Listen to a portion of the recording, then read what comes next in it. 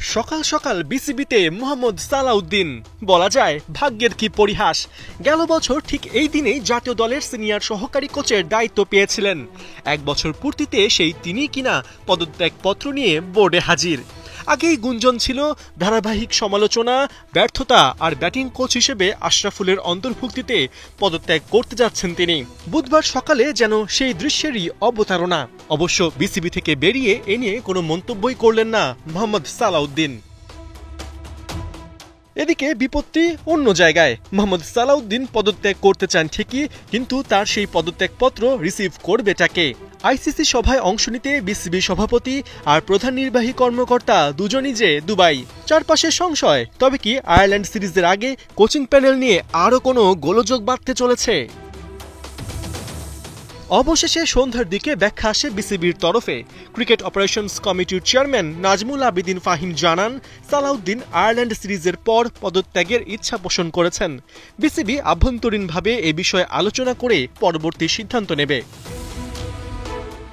সব মিলিয়ে এটা পরিষ্কার, জাতীয় দলের লাগাতার ব্যাটিং ব্যর্থতার সমালোচনার ভার আর নিতে পারছেন না দেশের অন্যতম সিনিয়র এই কোচ।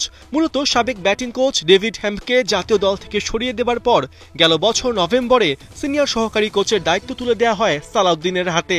তবে পদবিতে সিনিয়র সহকারী কোচ হলেও দলের অলিখিত ব্যাটিং কোচ ছিলেন মোহাম্মদ সালাউদ্দিনই। তার সময়ে 6 টেস্টের মাত্র 2টাতে জিততে পেরেছে বাংলাদেশ। ওয়ানডেতে 17 ম্যাচে এসেছে 4টা জয়। তবে টেস্ট আর ওয়ানডে সাকসেস নিম্নমুখী হলেও টি-20তে তা কিছুটা ভদ্রস্থ। 27 টি-20তে সালাউদ্দিনের অধীনে বাংলাদেশের 16 জয়।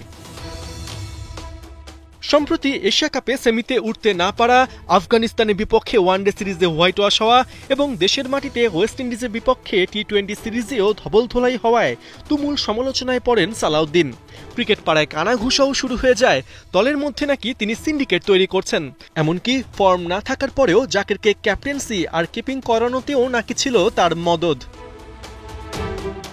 সব মিলে এটা সত্য, দ্বিতীয় দফায় বাংলাদেশ জাতীয় দল থেকে ব্যর্থতার বোঝা কাঁধে নিয়েই প্রস্থান ঘটতে যাচ্ছে মোহাম্মদ সালাউদ্দিনের।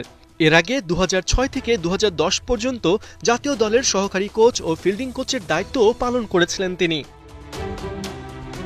পার্থ বণিক, 71, ঢাকা।